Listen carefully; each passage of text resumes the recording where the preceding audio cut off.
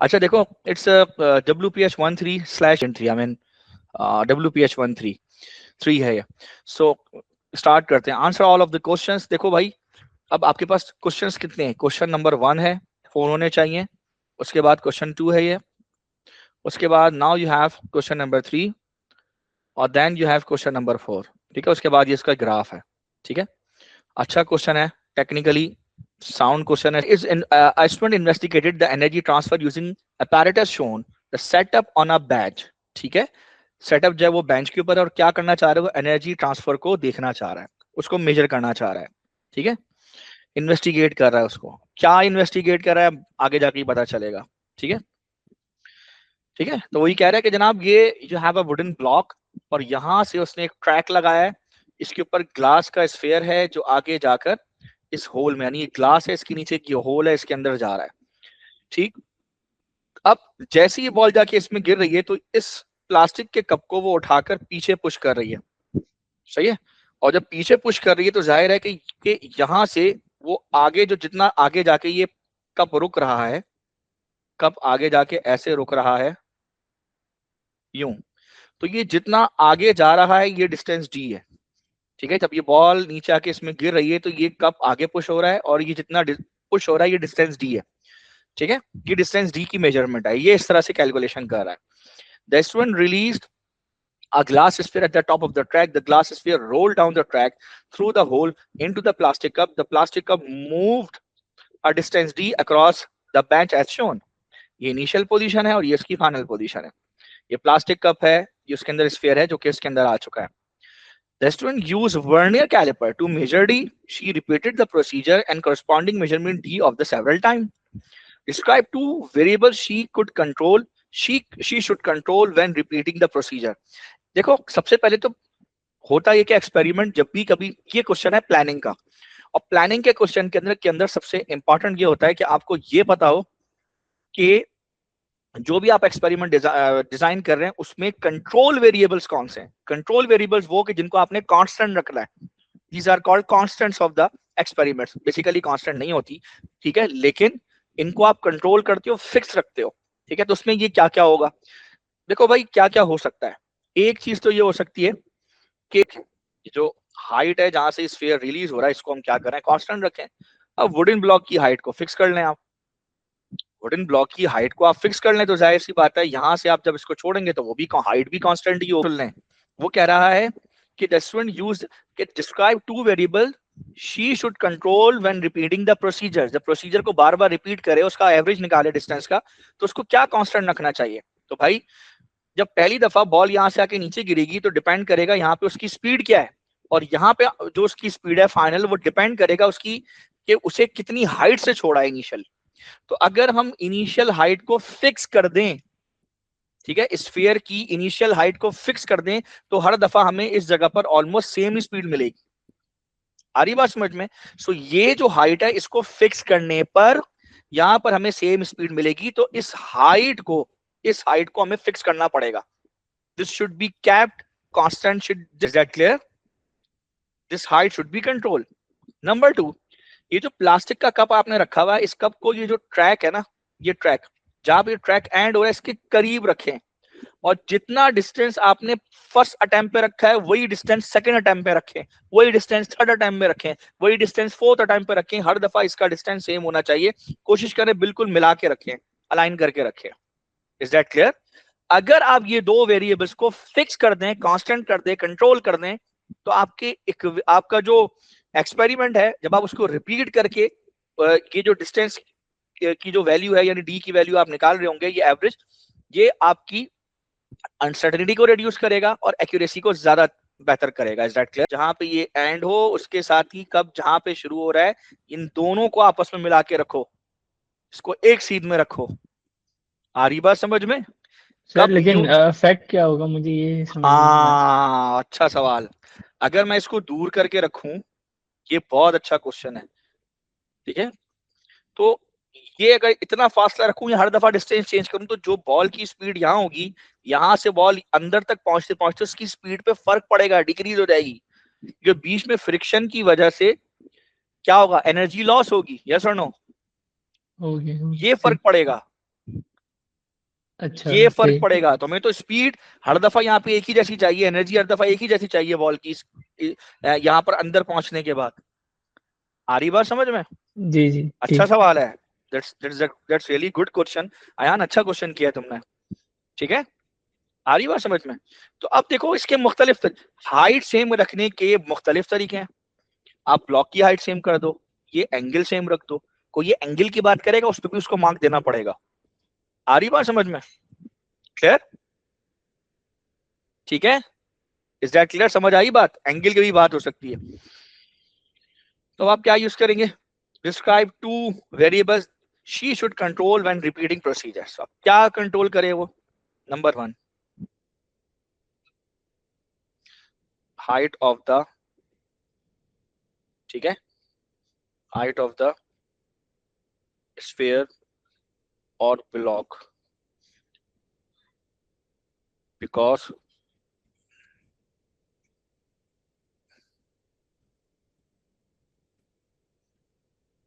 it is the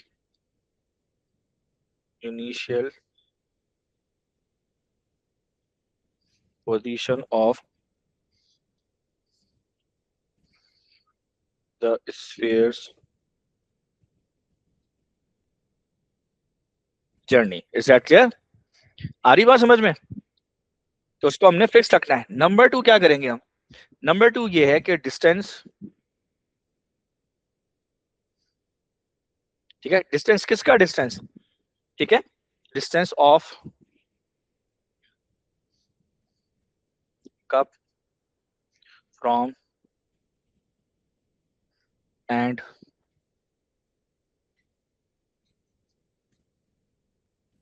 of the track. Clear है? आ रही बात समझ में? Distance of the cup. जी बेटा बोलिए Mustafa. Sir, can you write about the material of the sphere or the track? Material of the sphere of the track मतलब क्या क्या लिखना चाह रहे हैं आप? मतलब कि उसको मतलब एक ही जैसा मटेरियल रखना है स्फीयर का या ट्रैक का, एक ही जैसा सेम चीज करना। मतलब ये ट्रैक का मटेरियल, हाँ, लेकिन ट्रैक का मटेरियल मेजर कैसे करोगे? वो फिजिकल क्वांटिटी के बारे में कह रहा है, वेरिएबल्स। तो ट्रैक के मटेरियल को मेजर कैसे करोगे? मटेरियल तो प्रॉपर्टी है, नहीं सर, वो अगर तो मेजर मटेरियल नहीं। हाँ, डिफरेंट होगा तो स्पीड क्या पता ज्यादा हो नहीं कम। तो क्या चीज चेंज होगी? वो वेरिएबल बताओ, वो फिजिकल क्वांटिटी बताओ, कोफिशिएंट ऑफ फ्रिक्शन। तुम अगर ये बोलो कि मैं मटेरियल को सेम रखूं so that coefficient of friction will remain same, so acceptable है, क्योंकि तुम्हारी फिजिकल क्वांटिटी यहां पर जो है वो कोफिशिएंट ऑफ फ्रिक्शन है। बात समझ रहे हो? जो म्यू की वैल्यू होती है, अगर तुमने मैकेनिक्स पढ़ी है तो। Material is not a variable. Material कैसे वेरिएबल है? टू वेरिएबल की बात कर रहा है वो अल्लाह के वली। Height is the variable, distance is the variable, these are the physical quantities. Material is not the physical quantity, coefficient of friction is. Do you understand what I'm saying? Yes तो बॉस देखभाल के ही गलती करना, ये तुम्हारे वारे नहीं है कि गलती बता रहा हूं, ये 2 मार्क्स ऐसे जाएंगे चुटकी बजाते हुए। तुमने अच्छा सवाल किया है Ayaan Mustafa, that's really good question. आज लग रहा है तुम सब कुछ खा पी के आए हो भाई, तगड़ा क्वेश्चन कर रहे हो। Explain what she should do with the vernier calipers before taking the measurement. Before taking measurement, तो before taking measurement parallax error तो ड्यूरिंग टेकिंग मेजरमेंट होगा। बिफोर टेकिंग मेजरमेंट क्या होगा? सिस्टमैटिक एरर होगा, यानी जीरो एरर ना हो, यानी उसका मेन स्केल और उसका वर्नियर स्केल उन दोनों के जीरो आपस में एक दूसरे के साथ मिलने चाहिए। उसका जीरो एरर चेक करेंगे, और जीरो एरर चेक करेंगे क्यों? ताकि उसका सिस्टमैटिक एरर रिड्यूस हो। Zero error is a type of systematic error, parallax error is a type of random error. ठीक है,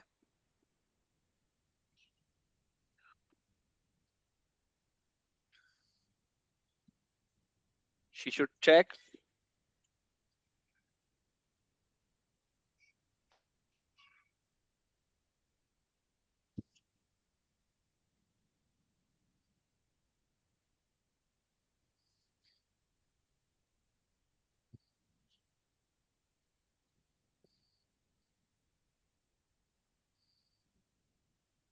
आप लोगों को बताया था उसमें मैंने सिस्टमैटिक एरर क्या होता है, यानी क्या हो गया या नहीं जी? सर बताया था उसमें।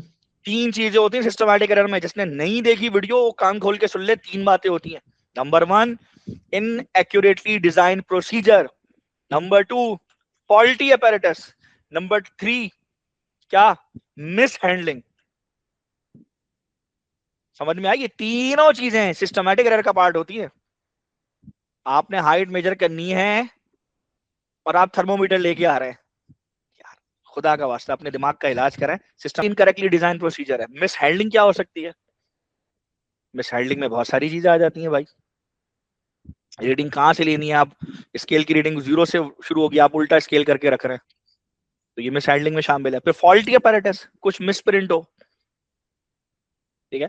सिस्टमैटिक एरर, जैसे 0 एरर आपका हो गया, सॉरी, फॉल्टी अपैरेटस में 0 एरर आ गया आपका, कुछ चीजें मिस प्रिंट हो, कैलिब्रेशन में एक यूनिफॉर्मिटी ना हो, ठीक है. ये सारी बातें इसके अंदर शामिल हो जाती हैं, ठीक है. तो यार systematic error can not be reduced by taking averages, but random error can be, random error के साथ हो सकता है, वो एवरेज लेके रिड्यूस किया जा सकता है, ठीक है. आगे आते हैं. The student investigated how adding different masses, एक मिनट पानी पी लो.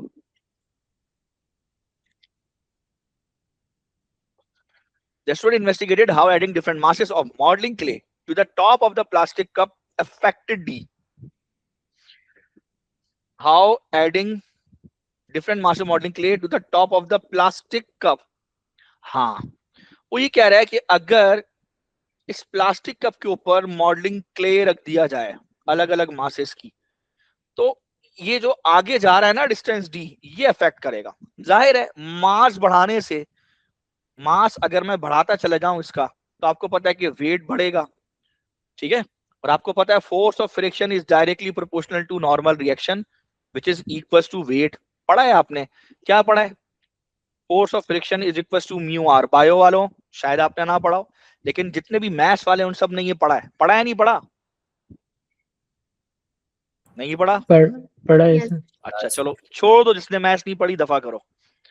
मैं ये बताना चाह रहा हूं कि जितना ज्यादा ये मास ऐड करते चले जाएंगे, उतना इसका जो ये जो कप का नीचे नीचे वाला हिस्सा है ना, इसकी ग्रिप फ्लोर के ऊपर बढ़ती चली जाएगी, जिससे फोर्स ऑफ फ्रिक्शन इंक्रीज होगी, जिससे इसका आगे जाना और मुश्किल हो जाएगा और डिफिकल्ट हो जाएगा.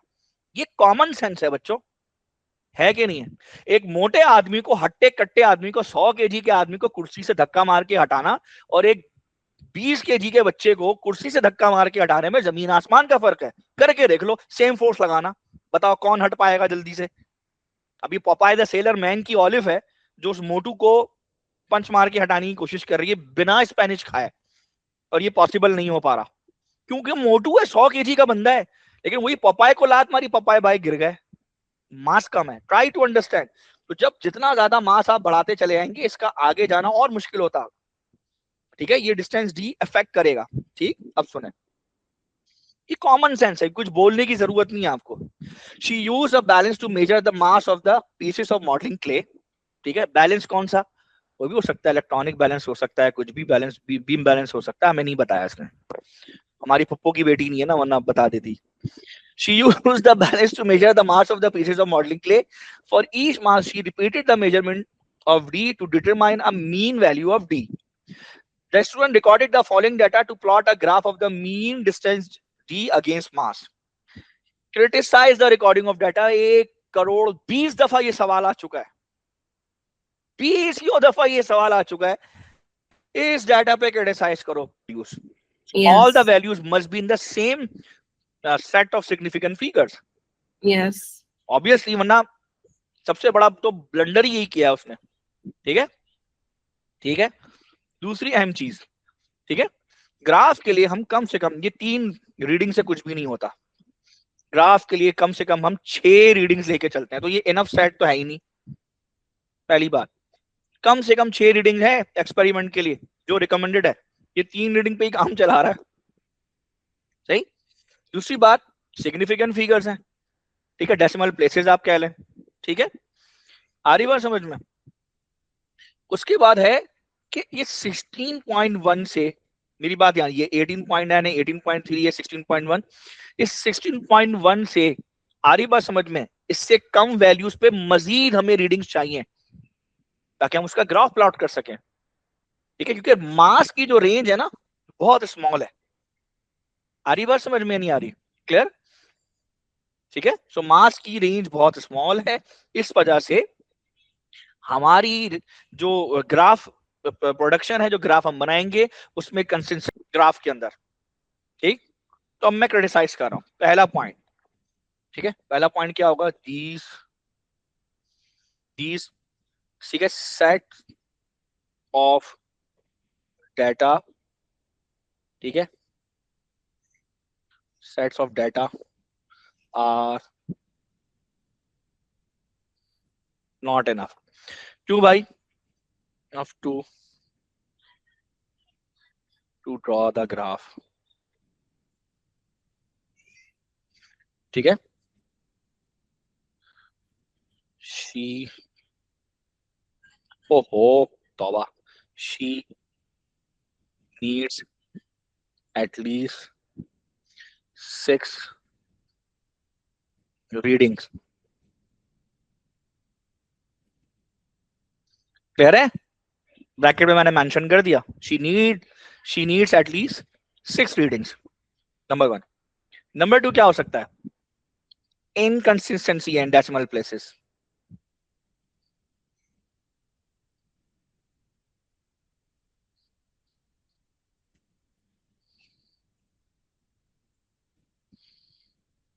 there is an inconsistency, ठीक है,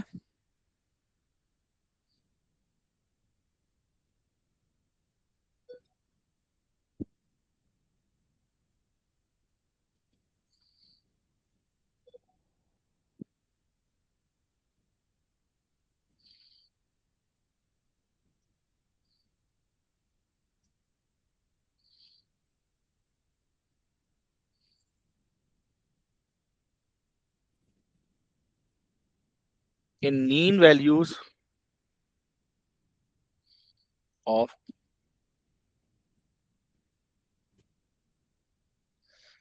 क्लियर है? ठीक है, आ रही बात समझ में? लास्ट क्या लिख सकते हैं आप? जी बोलिए क्वेश्चन। ठीक है, मोर रीडिंग्स आर नीडेड, वो तो हमने बता दिया कि 6 होनी चाहिए। एक और हो सकता है, मास की रेंज कम है हमारे पास, पा रहे हैं, so we need more values of mass, ठीक है, बिलो 16.1 या अबव 18.9। ज्यादा नहीं बढ़ाओ, तो कप है तो कम ही करो, ठीक है।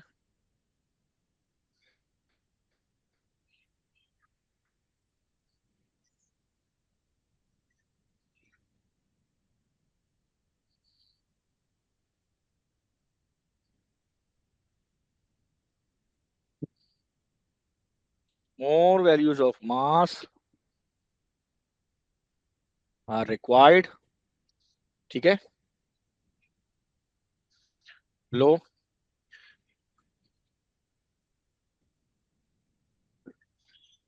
Is that clear? Yes, sir. अब क्यों रिक्वायर्ड है? so that we have enough range of it।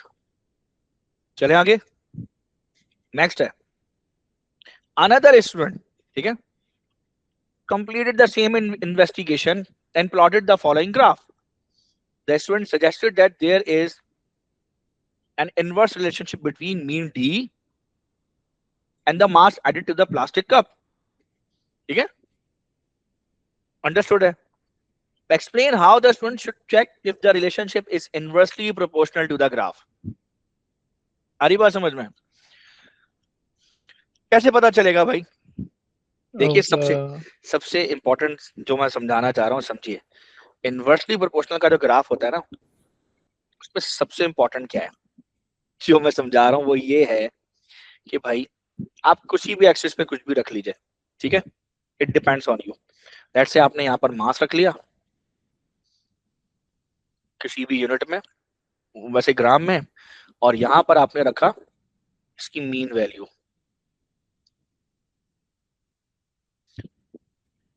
अब जो ग्राफ आप प्लॉट करते हैं ना बेटा, वो ग्राफ अगर आप देखें तो इनवर्सली प्रोपोर्शनल ग्राफ कुछ इस शेप का होता है, if you know what I mean.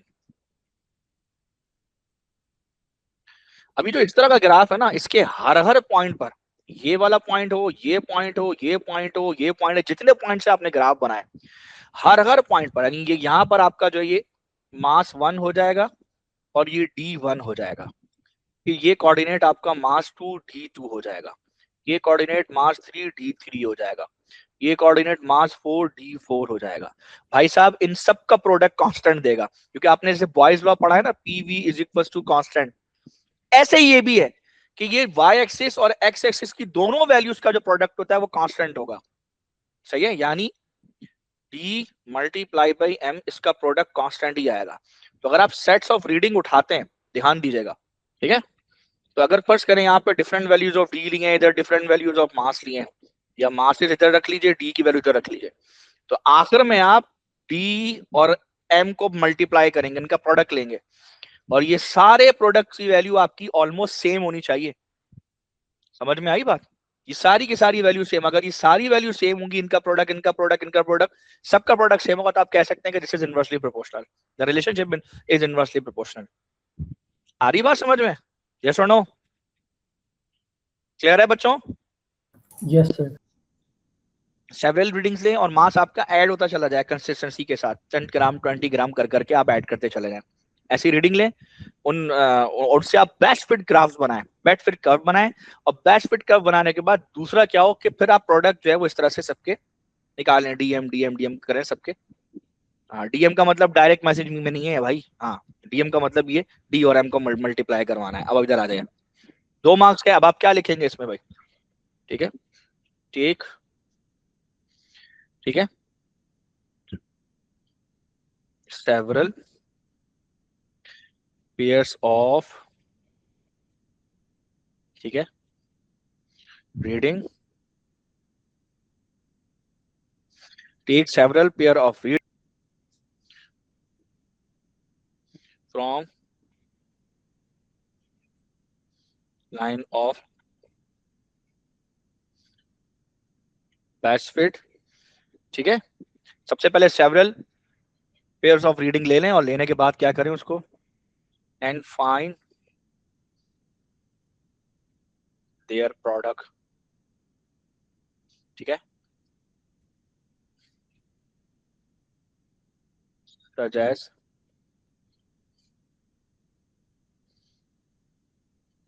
DM, ठीक है, and check whether they are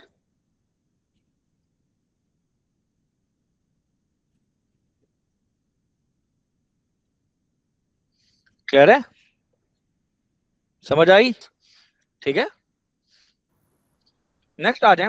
A group of 6 students use pulsed echo technique to determine the distance as to a building as shown, ठीक है, अच्छा भाई देखते हैं।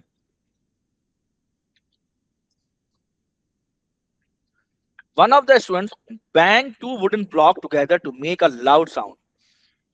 The other 5 students each started a stopwatch when they heard the loud sound. A short time later, the student heard the echo of the sound and stopped their stopwatches. ठीक है, वो कह रहा है the student recorded their measurement in a table as shown. 5 readings ली और ये आने जाने का टाइम है। Calculate the mean value. चाचू मीन वैल्यू कैसे निकालेंगे? 4 5 5 1 4 1 5 5 4 9। सो मीन वैल्यू कैसे निकालेंगे?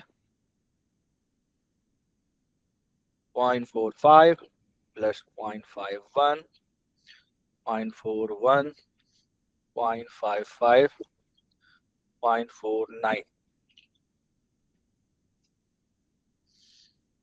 ठीक है, डिवाइडेड बाई कितना है? 325, 5 से डिवाइड करें, क्या क्या रीडिंग आ रही है बच्चों? 0.48.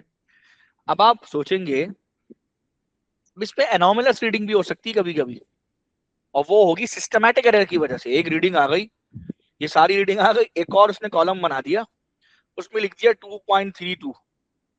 आप बोलेंगे ये क्या मजाक है, ये सब का एवरेज ये अलग से एक वैल्यू आ गई तो उसको फिर आप रिजेक्ट करेंगे, बाकी 5 से रीडिंग निकालेंगे, याद रखिए, ठीक है।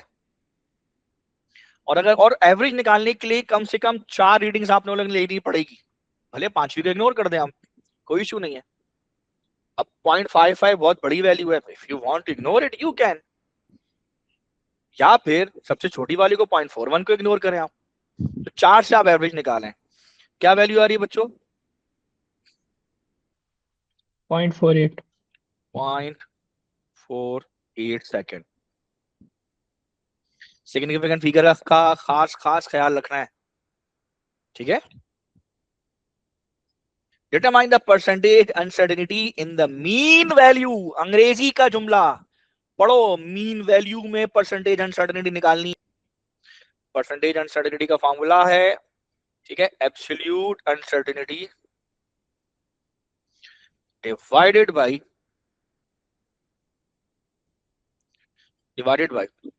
ठीक है मीन वैल्यू, कि उसने इसी में निकालने के लिए क्या है, मल्टीप्लाई बाय 100। इसको बोला है उस मीन वैल्यू को नीचे रखना है, मीन वैल्यू ऑफ टाइम कर लें आप। अब सवाल है कि सर एब्सोल्यूट अनसर्टेनिटी कैसे निकलेगी? अच्छा, तो भाई अगर आपने मेरी वो वीडियो देखी है तो इस वीडियो के अंदर मैंने बहुत तफसील से बताया कि एब्सोल्यूट अनसर्टेनिटी कैसे निकलेगी अगर डाटा गिवन हो। इसको हम डेल्टा यू भी लिखते हैं। तो अब आप फंक्शन देख लीजिए, फंक्शन में maximum value, function at maximum minus function at minimum. मैं बार बार फंक्शन फंक्शन क्यों लगा रहा हूं? क्या पता ये रीडिंग में सबके साथ कॉस लगा हुआ हो, ये टाइम ना हो, फर्स्ट करो ये कॉस थीटा की वैल्यू है, फिर क्या करेंगे आप? तो फिर यहां पर आप cos of maximum minus cos of minimum करेंगे आप। ध्यान दीजिए इस बात के ऊपर, इसलिए मैं बार बार फंक्शन लगा रहा हूं। ये अलजेब्रिक फंक्शन है तो डायरेक्ट सब्ट्रैक्ट करें, अगर ट्रिग्नोमेट्रिक फंक्शन हो, लॉगरिथमिक फंक्शन हो, इसके अलावा एक्सपोनेंशियल फंक्शन हो, तो सबका सब पे वो कॉस साइन वगैरह लगाकर उनको सब्ट्रैक्ट करेंगे, फिर चेक करेंगे मैक्सिमम क्या है मिनिमम क्या है, उनका डिफरेंस लेंगे और डिवाइड बाई 2 करेंगे। समझ में आई बात या नहीं आई? तो ये हो गया। अब मैक्सिमम वैल्यू क्या है जरा देख लीजिए, मैक्सिमम है 0.55, तो चलिए रखिए, ठीक है। 0.55 माइनस क्या है 0.41, ठीक है, डिवाइड करें, क्या किससे डिवाइड करेंगे? ओहो 2 से। तो ये हाफ रेंज कहलाता है, ये बेसिकली मैक्सिमम माइनस मिनिमम ये रेंज होता है, उसको हम हाफ कर रहे हैं। जी कौन बताएगा क्या वैल्यू आ रही है? इधर ही लिख देते हैं यार, 0.03। 0.03 नहीं सॉरी 0.07। 0.07 श्योर? जी पक्का 0.07 लॉक कर दें? जी ओके 0.07 कंप्यूटर जी 0.07 पे ताला लगाया जाए, डिवाइडेड बाय मीन वैल्यू कितनी थी 0.48 मल्टीप्लाई बाय 100। जी कितना आ रहा है? 14.58 14.58 यानी 15%। 2SF सिग्निफिकेंट फिगर का ऐसे ध्यान रखना, ऐसे ध्यान रखना जैसे आप किसी का ध्यान रखते हैं, समझ गए आप? बस ऐसे ही ध्यान। Explain a source of error in these measurement of time. Measurement of time अंग्रेजी पढ़ो जी, मेजरमेंट, मेजर करने में, ठीक है। स्टॉप वॉच के अंदर की कहानी नहीं पूछ रहा, सिस्टमैटिक एरर नहीं पूछ रहा, मेजर यानी basically he is talking about time delay, human error हो सकता है। आ रही बात समझ में? क्लियर? हर स्टूडेंट हो सकता है कोई जल्दी स्विच स्टॉप वॉच को ऑन कर ले, कोई जल्दी ऑफ कर ले। आ रही बात समझ में? टाइम डिले आ सकता है, कि हो सकता है कोई पहले आवाज सुने और उसके बाद स्टॉप वॉच ऑन करे, इसमें बीच में टाइम डिले बहुत ज्यादा आ जाए, ठीक है। स्टॉप वॉच को ऑन करने में भी और ऑफ करने में भी टाइम डिले आ सकता है, ये इसकी बात कर रहा है. So let's talk about it. ठीक है, तो देयर मे बी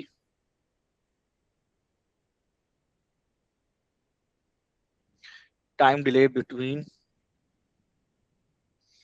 ठीक है, between starting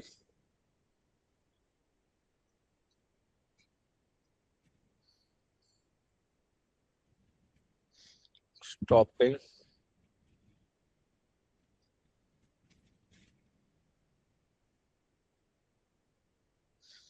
which could vary for each student कह लें. ठीक है, डन. चले आगे. नेक्स्ट है, another student determine the time between loud sound and the echo using a microphone connected to an oscilloscope. ये मैंने आप लोग को बताया वे सारे rules. The screen of the oscilloscope is shown. ठीक है, ये फर्स्ट लाउड साउंड है और ये उसका एको है. ठीक है, आ रही बात समझ में. और हमें पता है कि हमने मेजरमेंट किस तरीके से करनी होती है. ठीक है, वो पूछेगा इनके बीच में टाइम पूछेगा, जाहिर है कितना. The horizontal scale represent time and the horizontal scale was set to 50 millisecond per division. This is called time based setting. हाँ, पूरा पढ़िएगा टाइम बेस्ड सेटिंग, सिर्फ सेटिंग मत पढ़िएगा. This is time based setting. ठीक है बच्चों, टाइम बेस्ड सेटिंग. अब क्या है, ये 50 मिली सेकेंड है, यानी ये एक डब्बा पर डिवीजन, ये एक बॉक्स 50 का है, 100, ठीक है, 150, 200, 400. आ रही बात समझ में. ठीक है, उसके बाद 500, ये पूरा यहां से लेकर यहां तक 500 मिली सेकेंड है. क्या कह रहे, determine the time between loud sound and the echo. अच्छा भैया, ख्याल में ज्यादा सही है, जहां से ये दोनों स्टार्ट हो रही हैं वहां से मेजरमेंट कर लेती हैं. ठीक है, दोनों पीक जहां से स्टार्ट हो रही हैं. क्लियर है बच्चों, आ रही बात समझ. भाई जवाब दे दो यार, खुदा का वास्ता, कुछ समझ में नहीं आ रही तो बोल दो. ऐसा लग रहा है कब्रिस्तान में मुर्दों को बैठ के पढ़ा. ये वन डिवीजन है. ठीक है, अभी जो वन डिवीजन है ये है 50 का. तो 50 डिवाइडेड बाई टोटल कितने बॉक्सेस हैं यहाँ पे, 1 2 3 4 5. 50 डिवाइड बाई 5, तो ये एक आ गया कितने का, 10. ठीक है, आई बस, तो 10 मिली सेकेंड का स्मॉल डिवीजन है. आ रही बात समझ में, ये स्मॉल 10 का हो जाएगा. ठीक है, अब मैं कह रहा हूं कि यहां से लेकर, यानी इस जगह से लेकर यहां तक टोटल नंबर ऑफ डिवीजन कितने हैं. ठीक है, तो ये बड़े वाले को तो छोड़ दो. ठीक है, तो ये बड़े वाले जो है ना, ये 7 है, 7 50 से करो तो 350 बनता है, इन्हें छोड़ दो. बात आती है यहां से लेकर यहां तक की और यहां से लेकर यहां तक की. ठीक है, ये भी 4 है, ये भी 4 है, 4 + 4 कितना हुआ, 8. सो आपके पास 8 स्मॉल डिविजन्स है, उसको multiply by 10 millisecond per small division करो, तो स्मॉल डिवीजन से स्मॉल डिवीजन कटा, 8 10 80 मिली सेकेंड का आएगा आपका. सही है, तो इन चार का और इन चार का टोटल मिला के टाइम आएगा 80 मिली सेकेंड. और बाकी 1 2 3 4 5 6 7, तो 7 मल्टीप्लाई बाय 50 का एक बॉक्स होगा, ये 350 होगा. सही है, सो टेक्निकली इसमें मैं 350 ऐड करूं तो ये 430 आएगा. ऐसा ही है. ठीक है, अब 430 का मतलब है, अगर मैं इसको बताऊं, अब वो टाइम वही वाली बात कर रहा था, उसको मैं यहाँ लिख देता हूँ, जो कुछ मैंने यहाँ पे लिखा है उसको मैं यहाँ मेंशन कर देता हूँ. ठीक है, सो देखिए, ठीक है, total number of division 7. So time for 7 division is 7 multiplied by 350. Oh, 7 multiplied by 50 equals to 350 millisecond. ठीक है, total number of small division equals to 4 time four, ठीक है, 4 नहीं sorry 8 time four 4 time four 8 division equals to 8 multiply by 10। ठीक है, अब इससे पहले ही बता दो 10 क्यों है वो भी बता दो, वरना मार्क्स जाएंगे। ठीक है,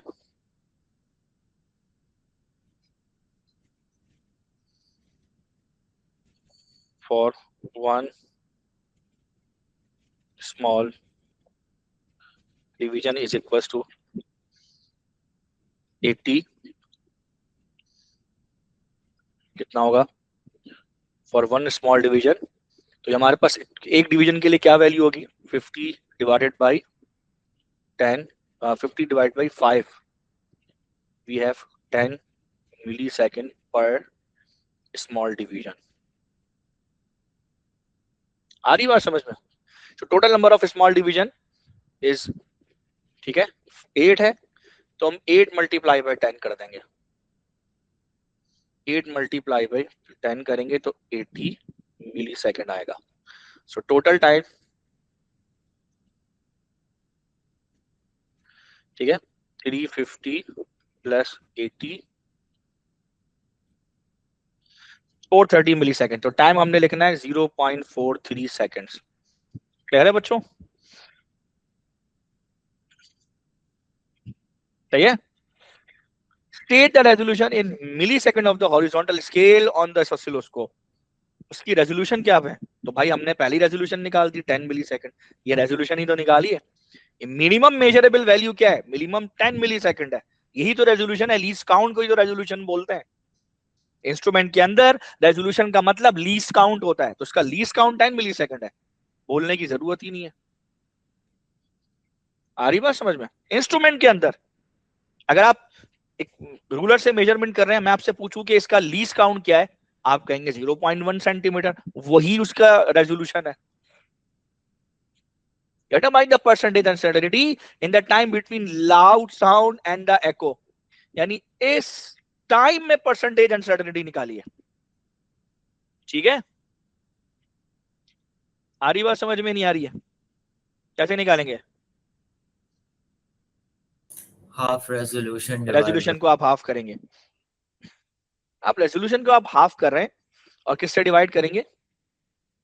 0.43 से, क्योंकि इसने लाउड साउंड और एको के बीच की जो ये है, ये इसमें परसेंटेज अनसर्टेनिटी का है। तो आप परसेंटेज अनसर्टेनिटी का फॉर्मूला क्या लगाते हैं? Equals to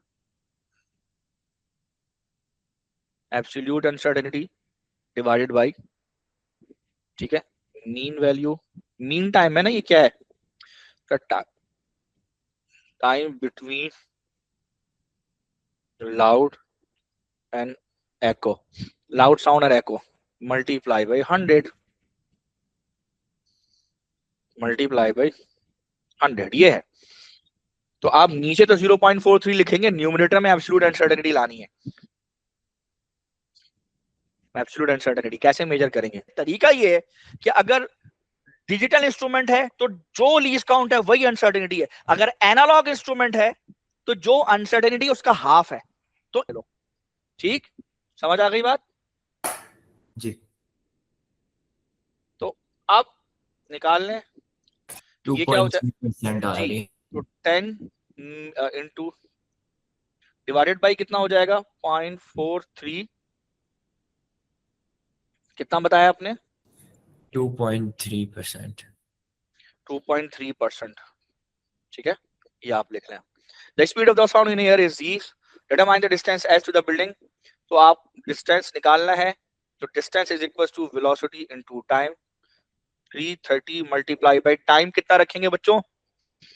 0.43। 0.43। जी क्या आंसर आ रहा है?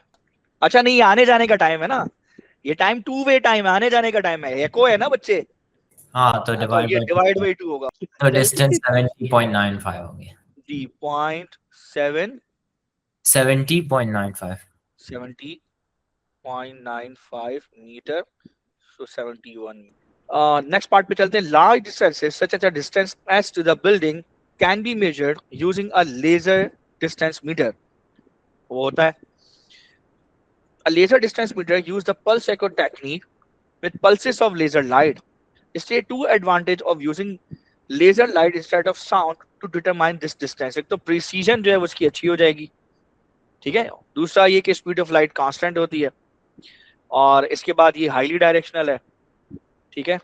और इसके अलावा क्या हो सकता है, ये समझो कि दूसरी सोर्सेस के साथ कम से कम इंटरफेयर करेगी, ठीक है।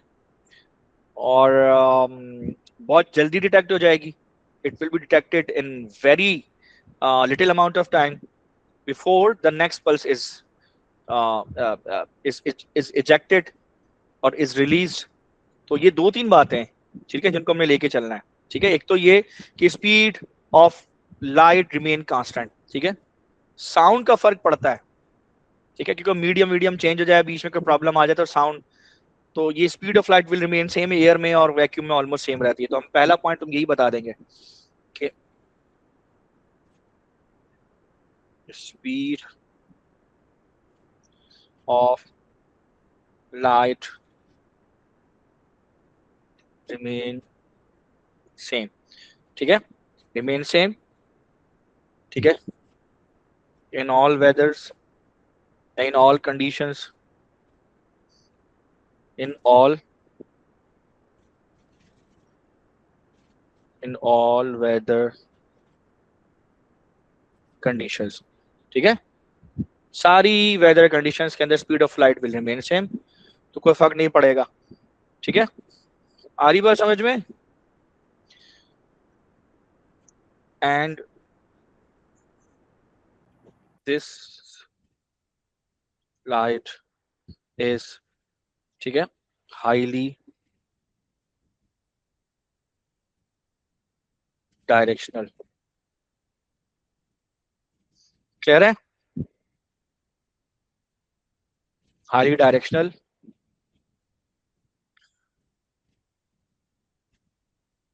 and does little or no interference, ठीक है,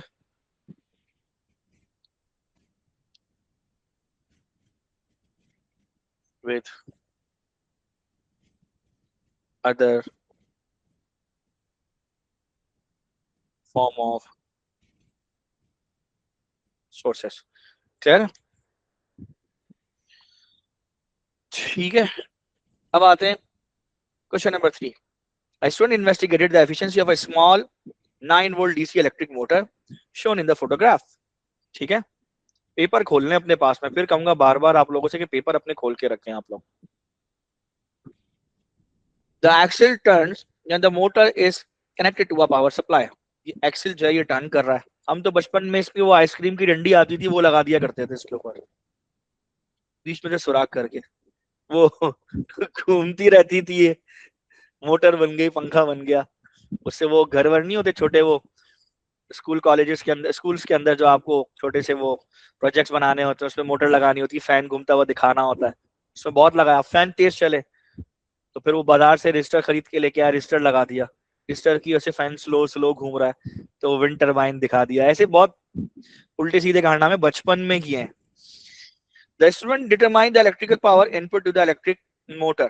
अब इलेक्ट्रिकल पावर इनपुट दिखाना है तो उसके लिए बहुत आसान तरीका है, ठीक है।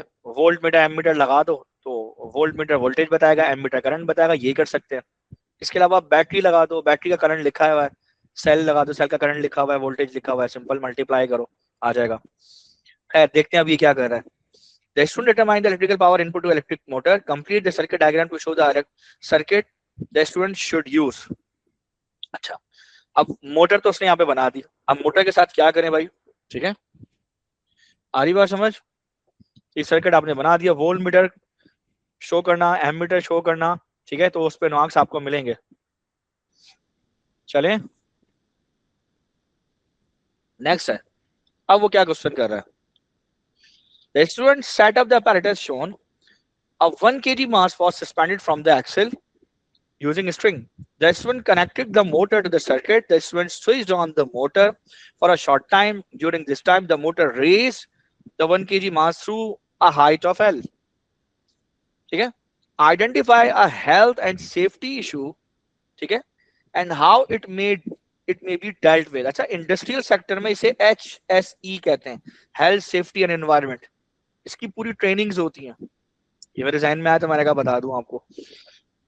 यहाँ तो सिर्फ वो इश्यूज क्या रहा है। तो देखो, सबसे पहली बात है कि जैसे ही ये मास लगाए ना, तो ये एंटी क्लॉकवाइज टर्निंग इफेक्ट बढ़ जाएगा, जिससे ये टॉपल हो सकता है, ये गिर सकता है। आ रही बात समझ में? तो इसे बेंच के साथ आपको फिक्स करना पड़ेगा, या कोई हैवी मास रख दो इसके ऊपर। ठीक है भाई, आ रही बात? या दूसरा ये कि रस्सी टूट सकती है, पाँव पे गिर सकती है। क्लियर? सो सेफ्टी शूज पहन लें आप। आ रही बात समझ में? नहीं आ रही है? ठीक है, तो उसने सिर्फ ये पूछा, इश्यू पूछा है, and how it may be dealt with. तो सेफ्टी इशू है, उसको कैसे डील करेंगे, उसका क्या सोल्यूशन क्या है, सोल्यूशन पूछा है। रस्सी गिर गई, पाँव पे गिर गया, ये मास 1 kg मास पाँव पे गिरेगा तो भाई डैमेज होगा, तो आप सेफ्टी शू पहने। ठीक है, और अगर ये टॉपल करेगा फिर भी पाँव पे गिरेगा तो सेफ्टी शू पहने ना भाई। लेकिन ये टॉपल करेगा तो इसको टॉपल करने से बचाने के लिए यहाँ पे आपको एक मास्क रखना पड़ेगा, और ये रस्सी अगर गिरेगी, ठीक है, तो उसके लिए आपको जाहिर सी बात है क्या करना पड़ेगा कि उसके लिए आपको सेफ्टी शूज पहनने पड़ेंगे, पाँव पे गिरने के चांसेस है। तो आप लिख सकते हैं ये दो बात है। ठीक है, आ रही बात? तो लिख लेते हैं, let's see.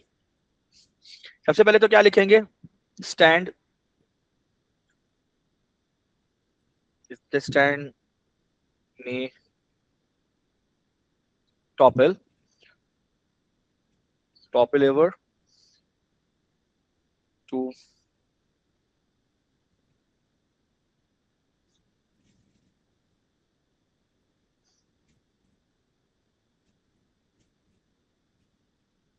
place a heavy mass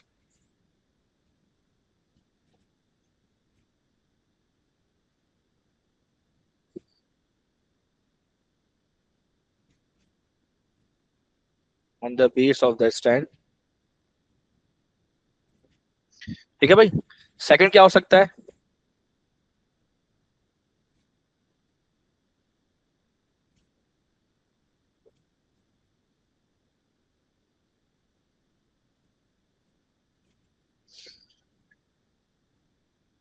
string में ब्रेक, तो उसको उसके लिए हम क्या करेंगे,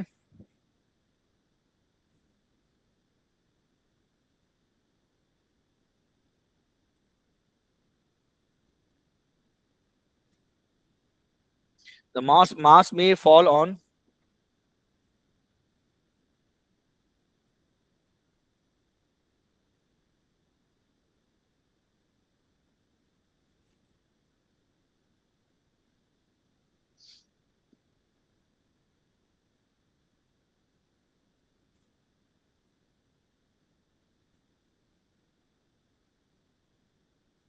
क्या हो गया यार,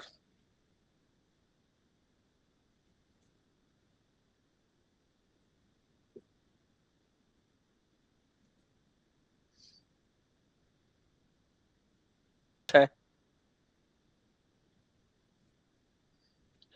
स्टिफ स्ट्रिंग कहलाए। ठीक है, ये कह रहा था student use a metre rule to measure L. ठीक है, डिस्टेंस को मेजर करने की कोशिश कर रहा है मीटर रूल से। अब यहाँ पे प्रॉब्लम आता है अक्सर, आपका जो मीटर रूल है वो टेढ़ा मेढ़ा हो सकता है, ये इश्यूज आते हैं। उसके लिए आप ये कि आप सेट स्क्वायर रखें, या स्पिरिट लेवल रख लें। स्पिरिट लेवल भी एक अच्छा ऑप्शन है। स्पिरिट लेवल देखा होगा आपने, जो लेबर नहीं होते वो काम करते हैं, वो दीवार की वॉल की जो मेजरमेंट है वो लेने के लिए कि वॉल कितना जो है वो इंक्लाइंड है या नहीं है। ठीक है, तो उसको कितना हॉरिजॉन्टल है वॉल या फ्लोर, कितना हॉरिजॉन्टल है, उसके लिए ये लोग यूज करते हैं स्पिरिट लेवल। हाँ जी, ये होता है स्पिरिट लेवल, ये यूज कर लो भाई, सबसे अच्छा, इससे ज्यादा और क्या होगा। ठीक है, the student use the कहाँ कहाँ है, कहाँ गया, the student use a meter rule to measure L. Describe an accurate method to determine the single value of L using meter rule. You may include additional apparatus. Single value of L कैसे लेंगे? Metre rule की मदद से। ठीक है, मैंने तो पहले आपको बताया कि भाई सेट स्क्वायर का भरपूर इस्तेमाल करें आप। ठीक है, मैंने आपको सुविधा सेट स्क्वायर का इस्तेमाल करें टू इंश्योर दैट के मीटर रूल जो है वो परपेंडिकुलर। अब सेट स्क्वायर क्या होता है देखा है आप लोगों ने कभी? ये होता है सेट स्क्वायर, ये इस तरह के ट्राइंगल्स होते हैं जो सेट स्क्वायर में बेकार पड़े होते हैं ना, कभी जिंदगी में यूज नहीं किया होगा आपको, ये होता है सेट स्क्वायर। तो हमने इसका इस्तेमाल किया। वो कैसे यूज कर सकते हैं आप ये मीटर रूल रखें यहाँ पे, देखिए मैं बताता हूँ। आप यहाँ पर रखें मीटर रूल, ठीक है। अब ये मीटर रूल रखा आपने यहाँ पे, इसके बराबर में आप रखिए सेट स्क्वायर। ये इस तरह से जाकर ये पूरा जब आप इसको ऐसे लेके जाएं तो ये ऐसे लगना चाहिए इसके साथ। अगर जरा सा भी गैप है तो फिर ये आपके लिए डेंजर सूरत हाल है।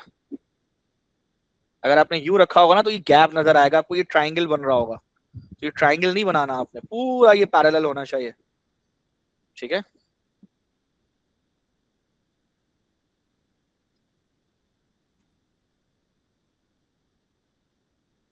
क्लियर है? तो इस तरह से आप देख सकते हो कि ये वेदर की है, ये परपेंडिकुलर है कि नहीं है। क्लियर है? आ रही बात समझ? तो एक बात तो ये हो गई कि हम इसको इस तरह से इस्तेमाल कर सकते हैं। और क्या हो सकता है? दूसरा ही हो सकता है, मीटर रूल को उठाकर बिल्कुल करीब करो, करीब रखो मास के साथ, बिल्कुल ऐसे रखो यूं। ठीक है, आ रही बात समझ में? नहीं आ रही है? और तीसरी अहम बात है कि इस मीटर रूल के साथ यहाँ पे कोई मार्कर लगाओ। ठीक है, एक मार्कर आता है। मार्कर क्या, बेसिकली एक निडल होती है, वो अटैच करो। ठीक है, यहां से अटैच कर दो, सेंटर ऑफ ग्रेविटी से अटैच कर दो। ठीक है, ताकि जब ये ऊपर जाए तो ये निडल भी ऊपर जाए, जब ये नीचे आए तो निडल भी नीचे आए। ठीक है, आ रही बात? आ रही बात? सिर्फ तीन चीजें हो गई, सेट स्क्वायर, सेट स्क्वायर का यूज करो ताकि परपेंडिकुलर है कि नहीं। दूसरा ये कि मास के करीब कर दो मीटर रूल को। ठीक है, और तीसरा ऑप्शन क्या होगा? तीसरा अहम ऑप्शन ये है जो सबसे इंपॉर्टेंट है, और वो ये है कि आप मार्कर लाजमी, ये देख लीजिए लिखा हुआ है फिड्यूशरी मार्कर, फिड्यूशियल, फिड्यूशरी, ये वर्ड्स इसके लिए आते हैं। ये स्प्रिंग के साथ लगा हुआ है। आ रही बात समझ में? यहाँ पर ये स्प्रिंग के साथ है। वैसे आप तो स्प्रिंग का एक्सपेरिमेंट ही नहीं कर रहे ना, आपका तो एक्सपेरिमेंट ही डिफरेंट है। तो आप तो स्प्रिंग की एक्सटेंशन देखते हैं ना, तो ये स्प्रिंग की एक्सटेंशन थोड़ी देख रही है, ये तो हाइट लेनी है, ऑब्जेक्ट की हाइट। ठीक है, तो ऑब्जेक्ट कितनी हाइट कवर कर रहा है। अब चूंकि ये वहां कवर कर रहा है ऊपर, तो हम ये यहाँ तो नहीं लगाएंगे मार्कर, हम यहाँ लगाएंगे। वैसे टेक्निकली सच बताऊं तो बिल्कुल सेंटर में लगाना चाहिए आपको, लेकिन चूंकि इन्होंने सेंटर से नहीं मेजर किया, देखो ना इन्होंने डॉटेड लाइन नीचे लगाई हुई है, तो फिर आप भी यही करेंगे कि आप मार्कर नीचे ही लगाएं, आप इस जगह पे लगाएं, आप नीचे से ही मेजर करें, कि इन्होंने भी वही किया तो आप भी वही करें। अब क्या होगा, तो लिख लेते हैं यहाँ पे कौन कौन से पैराडाइस है। नंबर 1 क्या लिखेंगे भाई? ठीक है, use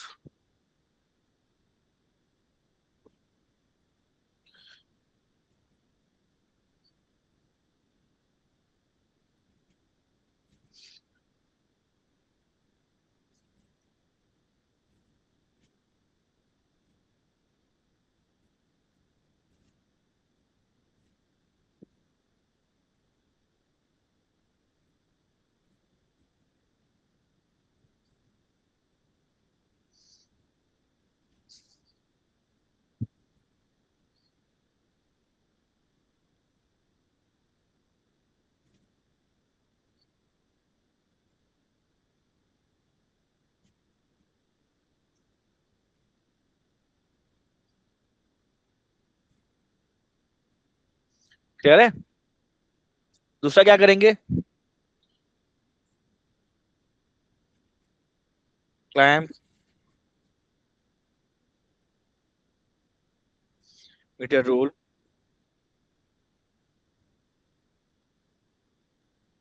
very close, meter rule very close to the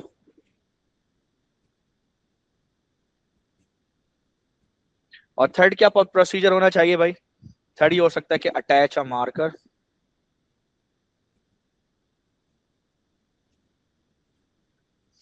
attach a marker to the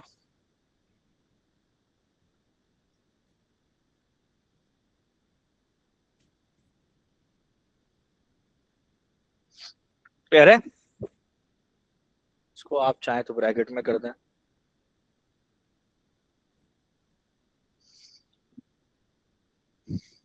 बच्चों सबका हो गया, बढ़े आगे। Yes, sir. अब आए सर, अब वो क्वेश्चन क्या कह रहा है? The instrument switch of the motor and returned the 1 kg mass to the floor. The instrument then switched on the motor and immediately started a stopwatch. He stopped the stopwatch when the mass had moved through a height of L. He recorded the time t on the stopwatch. He repeated this for different values of L. ठीक है, कोई मसला नहीं है।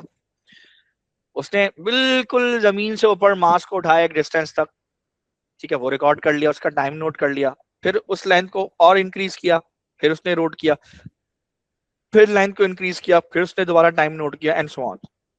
यानी वो length को change कर रहा है और टाइम को देख रहा है, वो लेंथ को चेंज कर रहा है और टाइम को देख रहा है। ऑब्वियसली बात, जितना, और आपको लगता भी यही है कि जितना ज्यादा वो लेंथ, जितनी ज्यादा हाइट कवर करेगा उतना ज्यादा टाइम भी लगेगा। दे आर डायरेक्टली प्रोपोर्शनल और linearly related, but we know that. अच्छा, फर्क है डायरेक्टली प्रोपोर्शनल में और डायरेक्ट रिलेशन में फर्क है, याद रखिएगा। डायरेक्टली प्रोपोर्शनल में और डायरेक्ट रिलेशन में फर्क है। डायरेक्टली प्रोपोर्शनल में कांस्टेंट नहीं होता, यानी y इंटरसेप्ट 0 होता है, ग्राफ जो है वो, ग्रेडियंट जो है वो ओरिजिन से पास कर रहा होता है, लाइन ओरिजिन से पास कर रही होती है। और जो लीनियरली रिलेटेड या डायरेक्ट रिलेशन वाली लाइंस होती हैं, उनका ग्राफ भी डायरेक्टली एक दूसरे के साथ लिंक करते हैं, उनके दोनों वेरिएबल्स। लेकिन फर्क ये है कि उनके ग्राफ स्टार्ट 0 से नहीं होते, यानी ओरिजिन से नहीं होते, वो ऊपर या नीचे कहीं से होंगे, यानी एक्स या वाई इंटरसेप्ट कहीं से स्टार्ट हो रहे होते हैं, ठीक है। तो उसमें कोई ना कोई कांस्टेंट ऐड हो रहा होता है साथ में, तो दोनों में फर्क है, याद रखिएगा ये बात। Anyways, the student plotted the graph of length on y-axis against the time on x-axis. The student started the efficiency of the motor can be determined. The student stated that the efficiency of motor can be determined from the graph using the formula this, ठीक है, where m is the mass, I is the current through the motor, and v is the potential difference across the motor. Explain whether the student's statement is correct. Check करो, check कर लेते हैं भाई। Efficiency का formula आपको पता है, efficiency is equals to useful power useful output divided by total power input.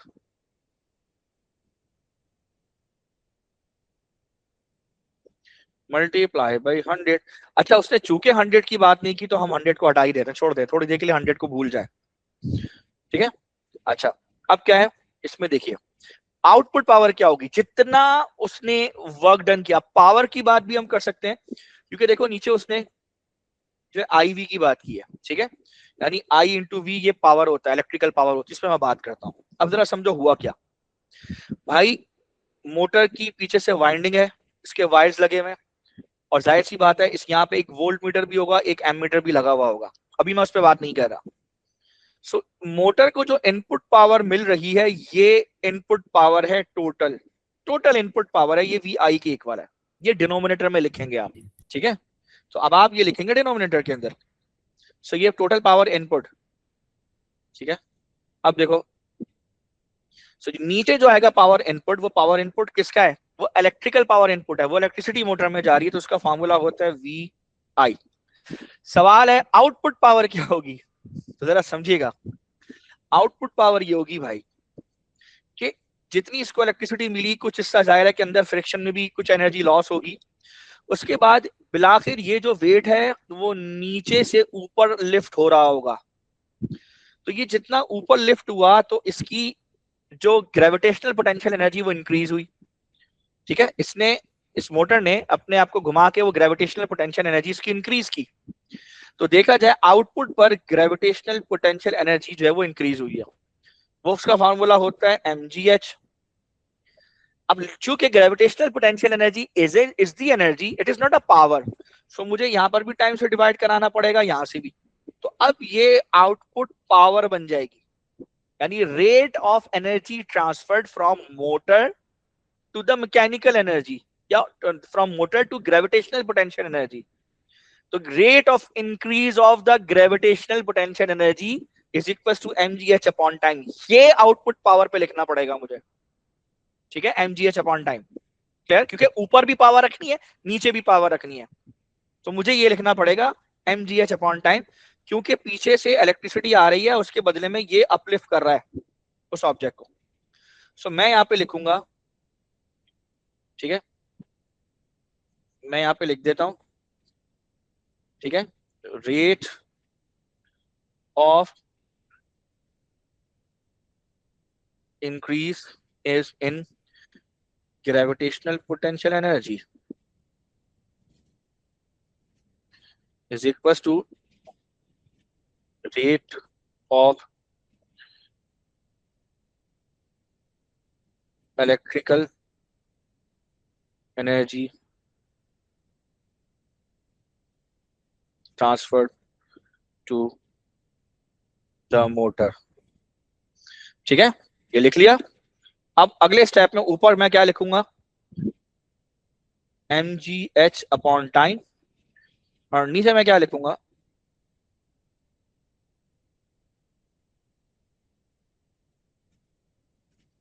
नीचे मैं लिखूंगा mgh अपॉन टाइम, नीचे क्या होगा, vi। क्लियर? अब जरा इसको अंदर रीअरेंज करें, तो ये हो जाएगा mgh, ठीक है, mgh divided by VIT। Clear? अब जरा इससे कंपेयर करते हैं, mg अपनी जगह ऊपर, mg अपनी जगह, vi अपनी जगह, ये h अपॉन टी को अलग कर देते हैं। ठीक है, आइए अब जरा समझिएगा, इसको भी थोड़ा छोटा ही कर देते हैं। अब देखिए इधर, so efficiency is equals to mg upon IV एक तरफ कर लो, और उसके साथ जो भी बचे, वो बचा क्या है आपका, हाइट। अब जाहिर सी बात है, मैंने हाइट तो लिख लिया, अब हाइट ना लिख लो, हाइट की जगह आप L लिख लो, लेंथ है, तो मैं यहाँ पे लेंथ लिख देता हूं, तो मैं यहाँ पे लेंथ अपॉन टाइम कर दूंगा, और length upon time basically length में चेंज है या टाइम में चेंज है, वो ये है। So this is the gradient of the graph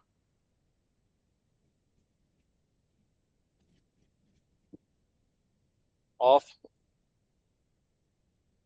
length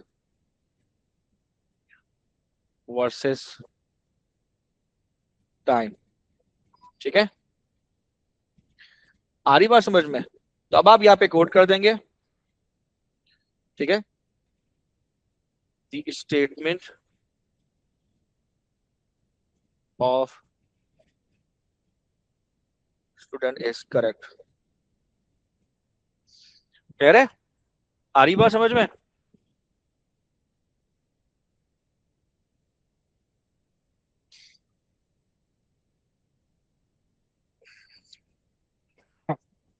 ये देगा क्या,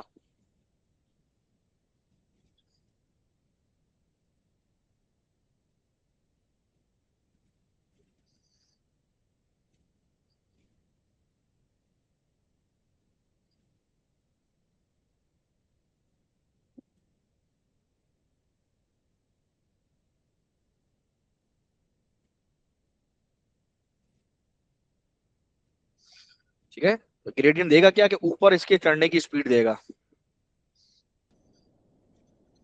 The student use a distance sensor connected to a data logger to determine L and T. Explain why using the sensor and data logger would improve the investigation. उसकी वजह ये है कि stop watch आप use करते हैं तो human reaction error जो होता है ना, वो रिड्यूस कर देगा। ठीक है, और दूसरी बात के डिस्टेंस और टाइम को साइमल्टेनियसली मेजर करता है। ठीक है, जो ह्यूमन रिएक्शन टाइम है या डिलेड जो होता है ना, यानी कि आपने पहले स्टॉप वॉच ऑन कर दी, फिर वो ब्लॉक चलना शुरू हुआ नीचे से ऊपर, पहले ब्लॉक चल पड़ा, फिर स्टॉप वॉच ऑन कर रहे हैं, तो ये जो टाइम डिले आ रहा है ना, ये जो है वो रिड्यूस कर देता है। आ रही बात समझ में? क्लियर? लिख दूं? तो डाटा लॉगर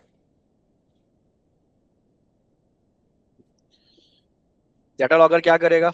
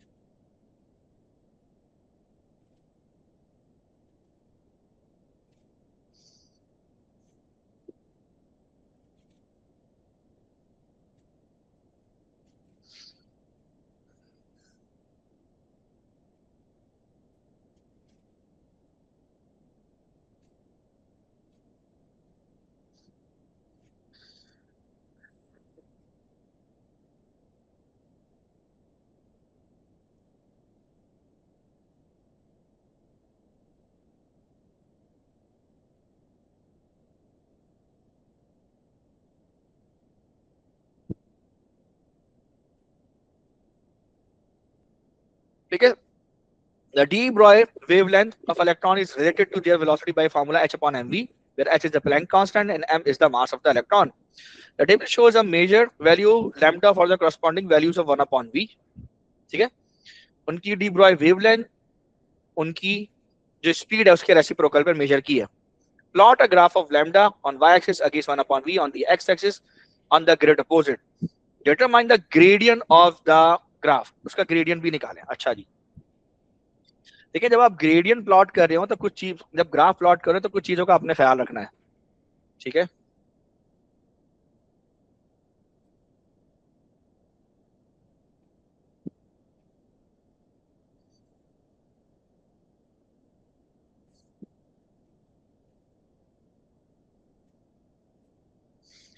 ठीक है. अब देखें ये 5 चीजों का आपने ख्याल रखना है, ध्यान दीजिएगा जब आप ग्राफ बना रहे हैं. नंबर 1, ऐसे ये मेरा नाम है सर बिलाल रजा फिजिक्स लेक्चर. ठीक है, अब इस पे आप 5 चीजें याद रखिएगा. S for scaling, P for plotting, B for best fit, L for labelling और सबसे आखिर में rounded off to correct significant figure. ठीक है, आ रही बात समझ में? इन 5 चीजों का आप ख्याल रखते हुए ग्राफ बनाए, इंशाल्लाह ग्राफ में पूरे. Determine the gradient of the graph. सबसे पहले तो आइए बिस्मिल्लाहिर्रहमानिर्रहीम, तौबा तौबा. y एक्सिस पे क्या है? y एक्सिस पे वेवलेंथ और x एक्सिस पे चलिए 10.38 और 6.01 से 10.38. अच्छा जी, चलिए 6.01 और 10.38 जरा देख लेते हैं क्या करना है. कितने हैं बॉक्सेस देखते हैं आए. सो 1 बड़े वाले देख लेते हैं. 1 2 3 4 5 6 7 8 9 10 11 12. मेरे ख्याल में 6 से स्टार्ट कर रहे हैं ना, तो 0 ही ले लेते हैं इसको. अब तो y एक्सिस पे इसको 0 कर लेते हैं. ठीक है, देखें 6 से आप बना सकते हो और 10.38 यानी 11 तक है. मतलब यार डेसिमल प्लेसेस देखो, ज्यादा अच्छी बात है. 2 डेसिमल प्लेसेस तक सारी वैल्यूज हैं. ठीक है, अब आओ इसके ऊपर. तो ये कहां से स्टार्ट हो रहा है? 0.83 से 1.43 तक, यानी 1.83 से 1.5 दिमाग में रखो. 6, ठीक है, 2 बॉक्स छोड़ के 7 8 9 10 11. सही है, आ रही बात समझ में? अब हॉरिजॉन्टल एक्सिस पे क्या करूं? इधर भी 0.8 से लेकर 1.5 तक दिमाग में रखो. अब इसी को मैं, ठीक है, 0.8 से 1.5, अगर मैं इस पहली वैल्यू को 0.8 कर दूं, ठीक है, डायरेक्ट, अब 0.8 के बाद 1.5 तक जाना है तो 0.22 का मतलब बॉक्सेस देखो कितने हैं, 1 2 3 4 5 6 7, आप 6 रख लो। सो 1.5 माइनस 0.8 कितना होता है बच्चों, 0.6 डिवाइडेड बाई 6, वाह क्या वाह, 0.7 0.7 होता है, तो डिवाइड बाई 7 कर दो, 0.7 नहीं, डिवाइड, 0.7 over 6, क्या हुआ, 0.7 over 6 नहीं होगा? नहीं ना, 1 2 3 4 5 6 7, ओके, सो ये हो जाएगा 0.9 1.0 1.1 1.2 1.3 1.4 1.5, कैसा, राइट। अच्छा एक गलती मैंने और की है, ठीक है, जिसको मैं मानता हूँ, इसको मैं ठीक करने लगा हूँ, इसको करेक्ट सिग्निफिकेंट फिगर तक मैंने डाला ही नहीं है, ये 6 लिख दिया मैंने, मुझे यहाँ 60 लिखना चाहिए, मुझे यहाँ 6.00 लिखना चाहिए, यहाँ पे 7.00, ठीक है, इन सब चीजों को मैं ठीक कर रहा हूँ, क्यों, क्योंकि 6.01 है ऊपर, इसलिए 6.00, फिर 7.00, 8.00, 9.00, 10.00, 11.00, ठीक है भाई, पूरी कोशिश करते हैं जल्दी जल्दी करने की, बट हो जाए बड़ी बात है। अब आओ रीडिंग इसकी प्लॉट करते हैं, कहाँ है भाई, 10.38 एंड 1.43, अच्छा भाई 10.38 1.43, 1.43 तो इधर आ जाएगा, 10.38 कहाँ आएगा बच्चू, 10 10 पॉइंट, ओहो 20 बॉक्स है, 10.1 10.2 10.3 10.4, इधर कहीं होगा भाई, इस जगह वैल्यू आ रही है, और दूसरा क्या है 1.43 आई थिंक 1.43, सो 1.43 में यहाँ से 3 डिजिट्स राइट पे होगा, ठीक है 1 2 3, ठीक है भाई, सो पहला पॉइंट आपका आ गया ये, इसके लिए हम बना रहे हैं छोटा सा एक सर्कल, ठीक है, तो यहाँ पे आप लिख दें, कोऑर्डिनेट्स लिखना चाहे कोऑर्डिनेट्स लिखते हैं, मैं क्या करता हूँ,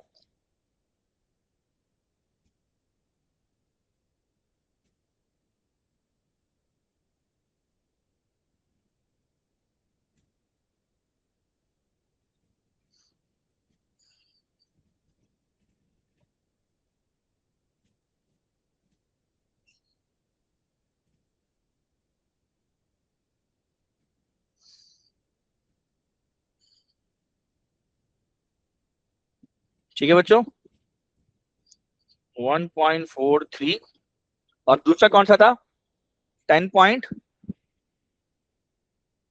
आई बिलीव 78 था, 38,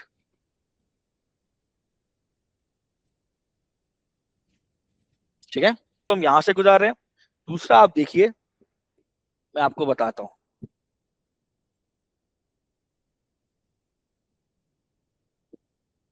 अब गौर करिएगा,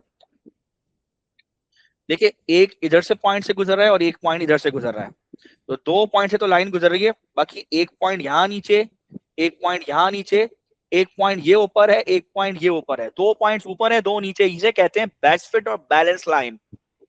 फिर समझ लीजिएगा, एक पॉइंट यहां से गुजर रहा है, ये पॉइंट ऊपर है, ध्यान दीजिए, ठीक है, ये पॉइंट नीचे है, ठीक है, ये पॉइंट ऊपर है, 2 ऊपर 1 नीचे हो गया, ये बिल्कुल इधर से गुजर रहा है, पॉइंट से गुजर रहा है, और ये दो नीचे हो गए, तो 2 पॉइंट्स ऊपर से गुजर रहे हैं, 2 नीचे से गुजर रहे हैं लाइन के, और 2 पॉइंट्स लाइन से ही गुजर रहे हैं, ठीक है, आ रही बात समझ में, सो ये वाला और ये वाला दोनों लाइन से गुजर रहे हैं, एग्जैक्टली, ये वाला ऊपर है, ये वाला नीचे है, ये वाला ऊपर है, ये नीचे, इसे कहते हैं बेस्ट फिट और बैलेंस लाइन, क्लियर है, इस पे मार्क्स मिलेंगे आपको। आप यहाँ पे क्रॉस बनाना चाहें क्रॉस बना लें, बाद में जितने क्रॉस बनाने बनाइए भाई, कोई टेंशन नहीं है, ठीक है बेटा, निकालना आप खुद भी ग्रेडियंट निकाल सकते हैं, तो ग्रेडियंट निकालने के लिए कोई भी आप 2 पॉइंट्स ले लीजिए, टाइम कम है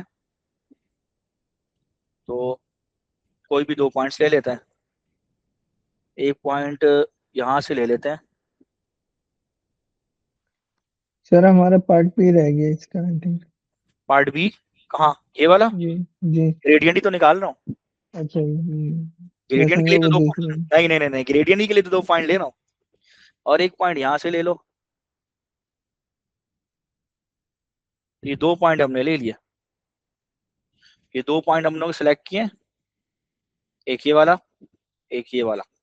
अब ये राइज हो जाएगा, और याद रखना वो वाले पॉइंट सिलेक्ट मत करना जो ऑलरेडी प्लॉट किए हुए हों, वो वाले पॉइंट सिलेक्ट नहीं करना, कोई भी रैंडम 2 पॉइंट सिलेक्ट कर लेना, ठीक है। एक पॉइंट ये था आई थिंक, और एक पॉइंट हमारा ये था, ये 2 पॉइंट हमने चूज किए थे, ठीक है।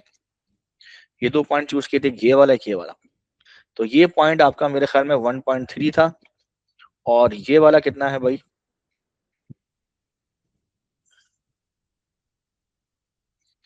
ठीक है, ये आपका है 1.1 1.0 के बीच में, आई थिंक 1.05। यहाँ पर ग्रेडियंट की वैल्यू थी, तो ग्रेडियंट की वैल्यू हो गई y2 minus y1 upon x2 minus x1, या राइज अपॉन रन, ठीक है। सो राइज आपका कितना था, पहले तो रन कर लेते हैं भाई। रन हमारा कितना था बच्चों? सो आपने निकाला नहीं था, 1.3 माइनस 0.9, ये सॉरी 1.3, ये एक पॉइंट लिया, एक पॉइंट ये लिया, सो 1.3 माइनस 1.05, सो 1.3 माइनस 1.05, ये हमारा रन हो जाएगा। और राइस पे देखते हैं, राइस के लिए क्या करेंगे भाई? ये 7 है, ये 7 है, ठीक है। ये आपका हो गया, कहाँ चला गया? हाँ, ये 7 है, ये 8 है। 7 और 8 के बीच में 7.1 7.2 7.3 7.4 7.5, ये 7.5 7.6 7.65, I think this would be 7.65, ठीक है, ठीक है, 7.65 हो गया। ऊपर देखें, यहाँ पर ये 9 है, उसके बाद ये 9 और 10 के बीच में यहाँ पर होगा आपका 9.5, 9.5 में से ये 9.45 होने वाला है, ये वाला। सो 9.45 और 7.65, ठीक है, 9.45 माइनस 7.65, ठीक है। तो ये हो जाएगा 9.45 माइनस 7.65, ठीक है। और 10 पावर नेगेटिव 11 भी लगाना है हमने यहाँ पे, क्लियर है? क्लियर है बेटा? आ रही बात समझ में? 10 पावर नेगेटिव 11।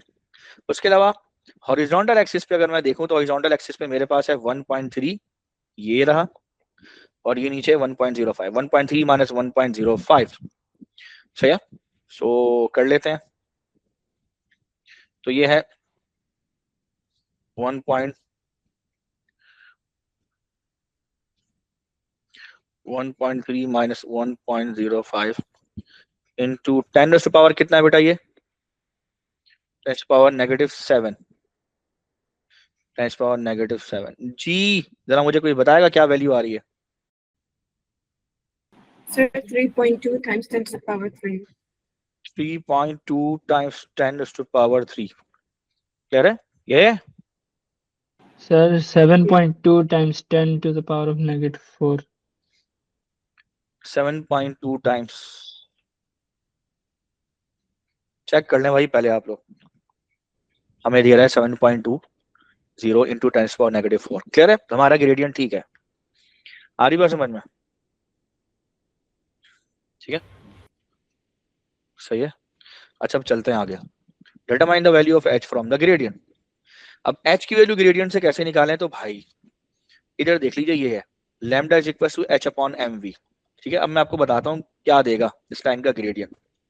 सो देखिए lambda is equal to h upon mv, lambda is equal to 1 upon v multiply by h upon m। समझ आ रही बात? समझ नहीं समझ रहे? आप ऐसे यूज करेंगे इसका, ठीक है। तो आप ये देख लीजिए, ये हो जाएगा आपका 1/v है ना, इसको आप उठा के यहाँ पे यहाँ लगाएं, 1/v को बाद में, h/m को इधर लगाएं। This would be your y, this would be your m, this would be your x plus c, that would be 0। आ रही बात समझ में? ऐसे कंपैरिजन होगा। सो अब कहानी क्या है कि जो ग्रेडियंट है ना, आपने जो ग्रेडियंट निकाला है अभी 7.2, वो आपको h/m की वैल्यू देगा। समझ में आई? That will give you the value of h/m, यानी Planck's constant divide by mass, उसका रेशियो आपको उठाकर दे देगा। क्लियर? सो जो ग्रेडियंट है that will give you h/m. So h is equals to m multiply by gradient, ठीक है। यहाँ पर हमने रखना है, यहाँ रखना है mass of electron 9.11 into 10⁻³ kilogram. Data sheet में मौजूद है, निकाल लीजिएगा वहां से। 9.11 इंटू 10⁻³ मल्टीप्लाई बाय 7.2 इंटू 10⁻⁻4, यही था जी भाई। मल्टीप्लाई कराएं, बताएं क्या आंसर आ रहा है। 6.55 इंटू 10⁻⁻31 -4 -34 जूल सेकंड, ठीक है। अच्छा, इन्होंने वो ब्रेक कर दिया उसमें, तो ठीक है, आप ये वैल्यू लिख दीजिए 6.55 इंटू 10⁻⁻34, ठीक है भाई। क्लियर है बेटा? ठीक है। I should determine the value of h, ठीक है। 6.54 into 10⁻⁻34 joules with an estimated percentage uncertainty of 3%. Determine whether this value of h is consistent with the quoted value of h, ठीक है। अच्छा भाई, अब ये देखना है कि क्या ये quoted value of h के साथ ये consistent है भी कि नहीं है। Let's see। अच्छा भाई, 3% है ना, तो इसकी जरा अपर और लोअर लिमिट देख लेते हैं। तो इसकी सबसे पहले अपर लिमिट, क्योंकि हमने इसकी मैक्सिमम माइनस मिनिमम वैल्यू से इसकी रेंज निकालनी और रेंज से इसकी वैल्यू चेक करनी है। अब देखो, देखते हैं कि अगर हो जाए उससे चेक। किसने बोला है कि student determine the value of h as a 6.54 into 10⁻⁻34 with an estimated percentage uncertainty 3। तो जरा देख लेते हैं कि क्या ये वाली वैल्यू इसकी लिमिट में, यानी इस ये जो वैल्यू इसने कोट की है उसकी रेंज में लाई कर रही है नहीं कर रही। लेट्स सी, चेक करके देख लेते हैं।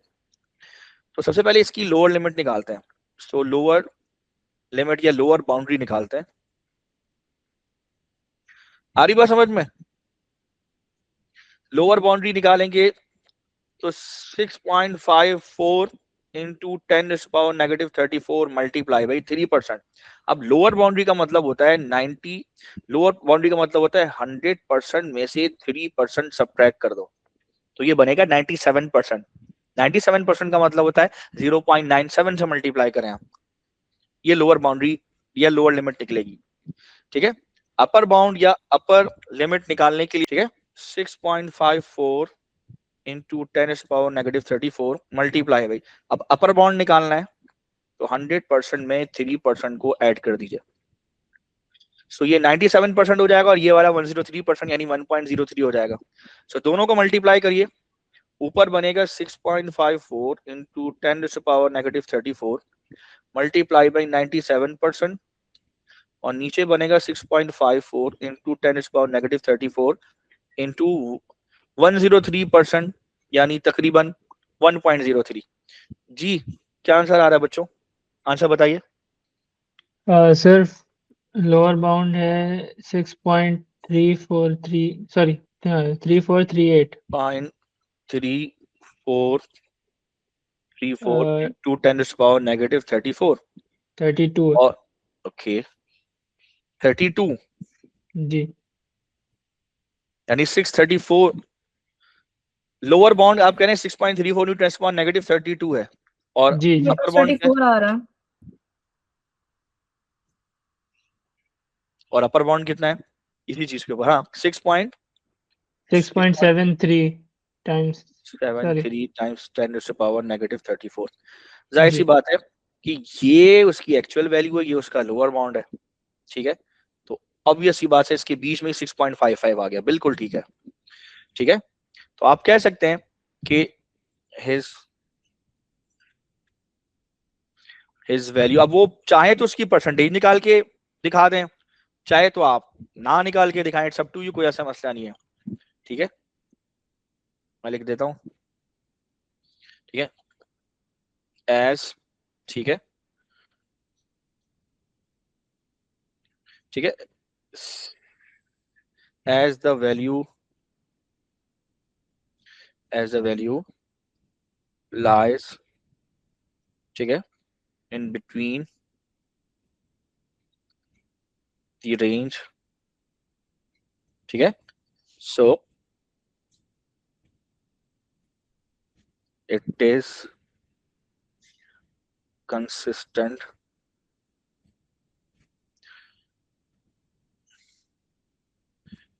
with the